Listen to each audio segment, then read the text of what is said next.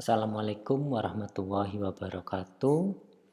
Pada kesempatan kali ini saya akan menjelaskan materi mineral, batuan, siklus batuan, dan sedimen dalam mata kuliah Geologi Laut di program studi Ilmu Kelautan Universitas Trunojoyo Madura. Sebagai bahan referensi, Anda bisa mencari beberapa buku, baik itu berbahasa Indonesia maupun berbahasa Inggris terkait materi kita hari ini. Di sini ada beberapa buku yang bisa Anda cari, yaitu yang pertama sedimentologi, kemudian pengantar geologi, dan depositional sedimentary environment.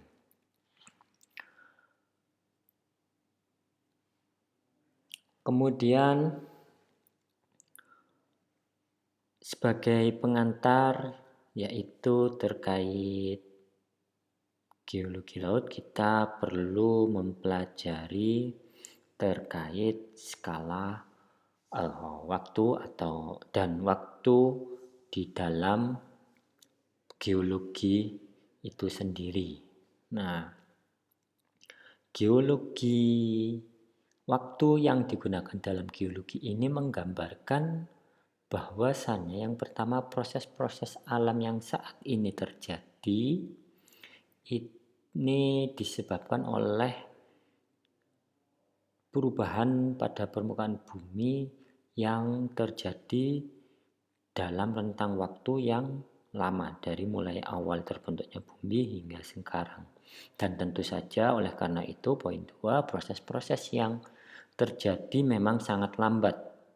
Akan tetapi proses ini terjadi secara terus-menerus dan akhirnya menyebabkan terjadinya perubahan-perubahan yang sangat besar pada bumi seperti pemekaran benua, kemudian pemekaran lantai samudra, kemudian gunung-gunung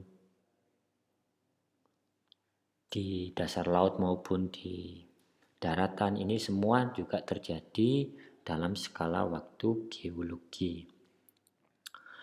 Tentu saja sebagai landasan prinsip untuk dapat mempelajari ilmu geologi adalah bahwasanya kita harus menganggap bumi ini sebagai suatu benda yang secara dinamis berubah sepanjang masa. Nah, karena ada waktu inilah kita harus memahaminya. Kemudian pada tahun 1785 untuk pertama kalinya seorang geolog James Hutton mengeluarkan suatu pernyataan yang saat ini dikenal sebagai Doctrine of Uniformitarianism. Pencetus geologi modern ini dikenal sebagai Huttonian Revolution yang mengemukakan pemikiran-pemikirannya dalam poin-poin ini. Sehingga kita bisa mempelajarinya lebih dalam lagi. Ini berarti bahwa untuk tahu terkait proses terjadinya geologi di dalam waktu geologi ini memang menjadi hal yang sangat krusial. Kemudian skala waktu dalam geologi, kita tahu pada dasarnya bumi secara konstan berubah dan tidak ada satupun yang terdapat di atas permukaan yang saat ini kita tinggali benar-benar bersifat permanen. Sehingga skala waktu ini digunakan untuk menjelaskan waktu yang menggambarkan hubungan antara peristiwa yang telah terjadi sepanjang perkembangan bumi. Skala waktu sendiri dibagi menjadi dua, yaitu yang pertama skala waktu relatif berdasarkan bukti-bukti kehidupan di masa lalu seperti fosil dan lain sebagainya. Kemudian yang kedua adalah skala waktu absolut radiometrik. Jadi kalau radiometrik di sini adalah penentuan umur mineral dengan pendekatan terhadap unsur radioaktif yaitu isotop. Nah, skala relatif sendiri sudah lama dapat menentukan umur bebatuan berdasarkan angka seperti saat ini. Contoh berdasarkan skala waktu relatif dikelompokkan menjadi eon, masa yang terbagi menjadi era. Kemudian dari era ini dibagi ke dalam period zaman dan zaman dibagi menjadi epoch. Sehingga dalam skala waktu relatif ini lebih banyak atau kita lebih mudahnya dikenal dengan kata paleo. Nah, dalam unsur waktu skala waktu absolut ini tentunya dengan melakukan pendekatan unsur radioaktif dari mineral yang kita dapat, kemudian diuji di laboratorium dengan metode isotop akan diketahui berapa usia dari mineral atau sampel mineral yang kita miliki. Nah, seperti dari gambar di samping ini bahwa di sini adalah bisa dikatakan sebagai permulaan awal terjadinya kehidupan di muka bumi ini sehingga sampai ke bawah ini sampai di kehidupan kita. Jadi memang waktu geologi ini memberikan peranan yang penting, baik itu di dasar laut maupun yang ada di daratan. Nah, di International Chronostratigraphy ini bisa Anda lihat dan bisa Anda akses di website yang di sebelah kanan ini untuk lebih jelasnya bahwa di sini bisa dilihat dari skala waktu relatif yang terbagi menjadi beberapa zaman atau kita kenal untuk lebih mudahnya paleo dari mulai jam Phanerozoic kemudian sampai Paleozoic ini semuanya berdasarkan usia atau rentang tahunnya sudah diberikan oleh para ahli. Kemudian berikutnya ada Permian Time Scale. Ini sama skala waktu. Jadi skala waktu ini juga bisa kita lihat berdasarkan lapisan tanah yang terdalam. Jadi kalau misalnya ada pengeboran kemudian kita ambil sampel tanahnya ke dalam dengan ukuran tertentu, kemudian kita analisa, kita bisa tahu lapisan-lapisan yang ada dari tanah sampel yang kita ambil itu bisa diketahui sudah berapa lama terendapkan. Jadi ini adalah berbicara lagi skala waktu atau waktu dalam geologi itu sendiri. Tentunya proses pengendapan ini memerlukan waktu yang tidak sebentar. Seperti yang dijelaskan di video sebelumnya bahwa mineral itu juga terbentuk dari atau membutuhkan waktu yang tidak sebentar. Ini juga bisa Anda akses di website seperti yang di sebelah kanan Anda. Nah, kemudian dari slide ini bahwa sebenarnya bumi ini memiliki dinamika atau geodinamika. Jadi bumi ini sebenarnya selalu atau memiliki sistem yang selalu bergerak, baik itu secara hidrologi maupun sistem tektonik.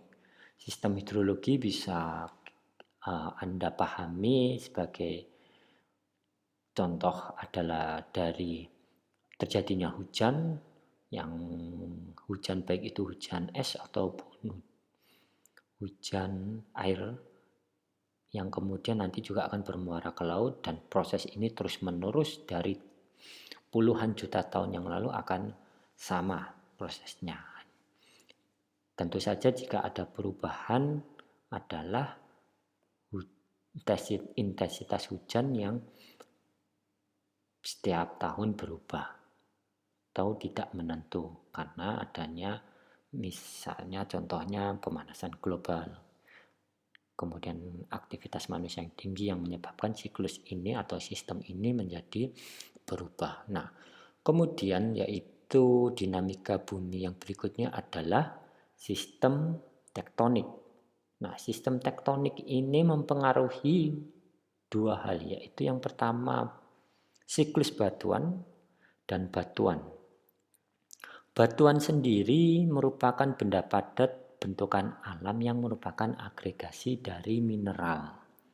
Jadi kita tahu poin di sini adalah benda padat bentukan alam yang merupakan agregasi dari mineral. Jadi agregasi di sini adalah kumpulan-kumpulan mineral yang kemudian mengeras dalam waktu yang lama melalui proses pendinginan maupun pemanasan sehingga menjadi padat.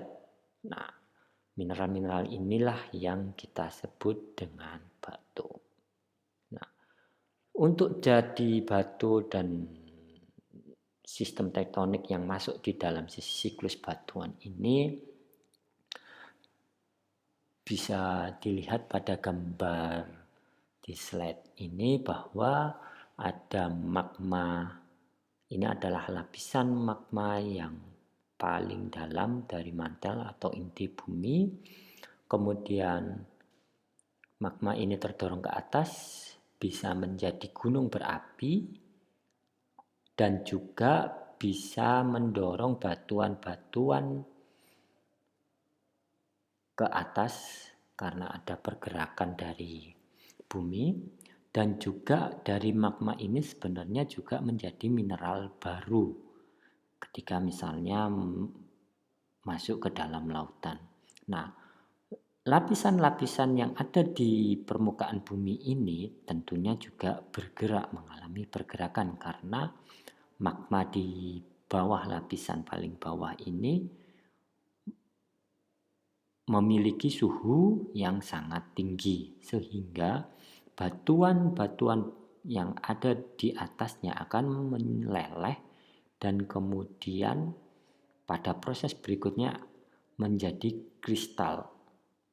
Nah, kristal ini adalah terjadi akibat dari proses baik itu pendinginan atau pemanasan.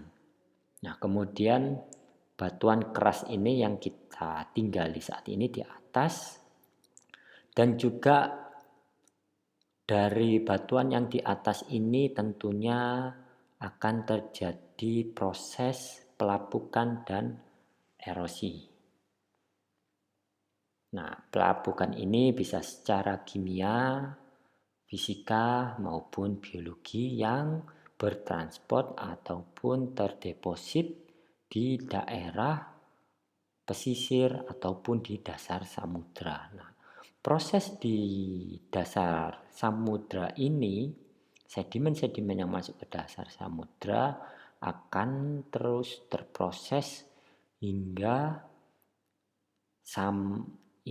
menjadi keras ataupun menjadi cair lagi yang nantinya juga naik kembali. Nah, proses inilah, siklus inilah yang terjadi secara terus-menerus. Memang proses ini memerlukan waktu yang lama.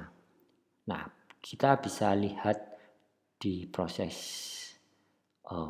di sini bahwa ada juga tingginya temperatur dan tekanan mengakibatkan batuan menjadi batuan utama yang kemudian juga nanti menjadi siklus atau terangkat kembali ke atas.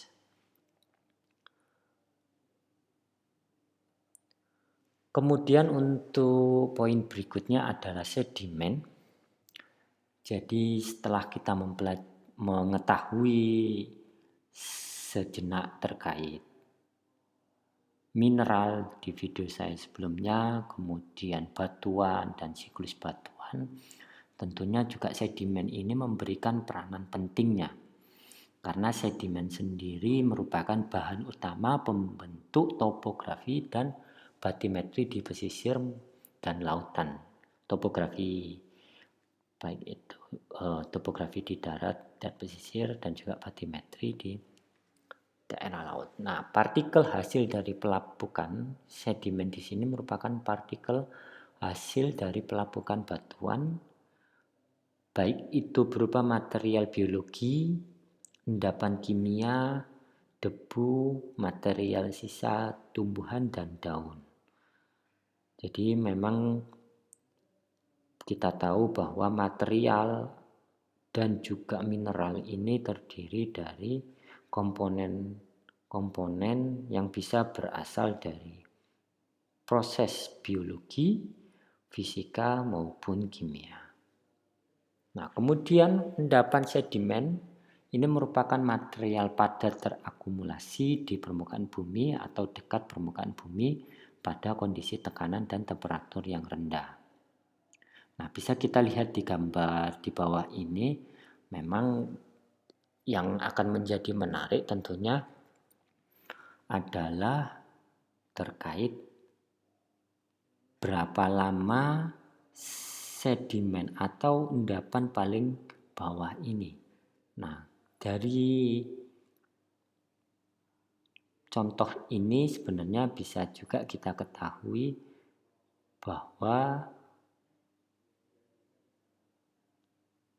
sudah berapa lama umur atau usia dari bumi itu sendiri.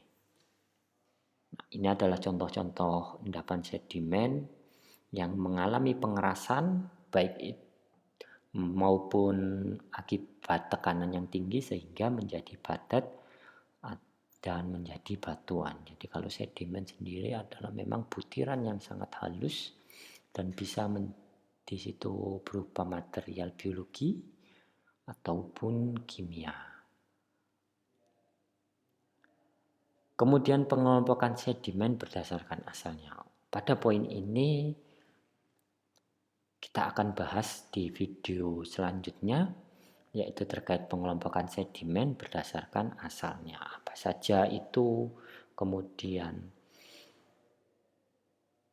kira-kira bentuk jenis-jenisnya apa, nanti akan disampaikan di video berikutnya. Baik, untuk teman-teman mahasiswa yang mengambil mata kuliah geologi, tugas dari saya dalam video ini yaitu yang pertama, membuat video mengenai kondisi geologi di sekitar Anda.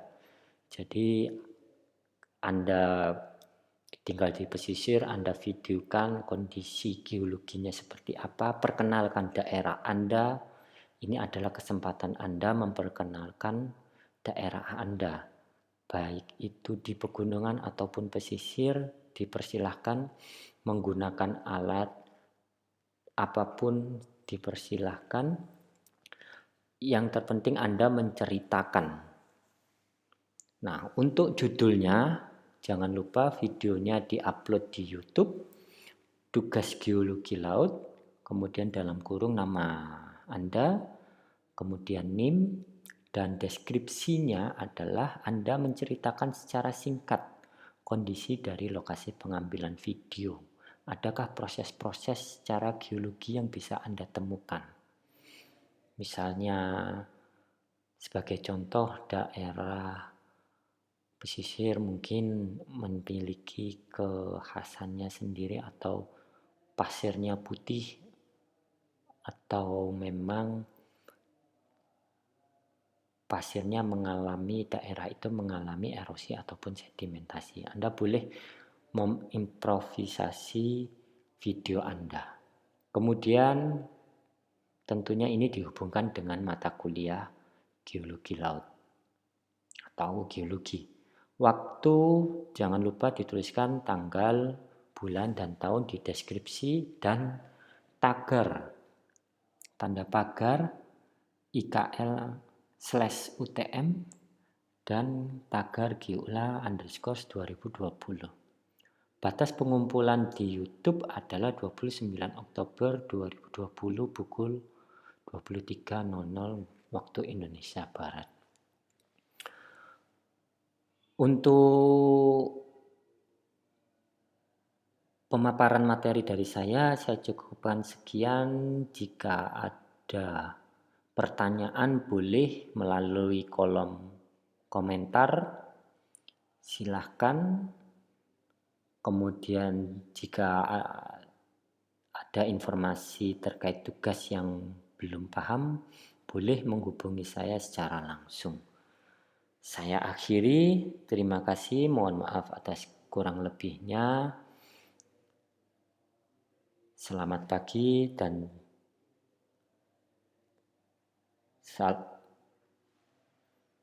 wassalamualaikum warahmatullahi wabarakatuh.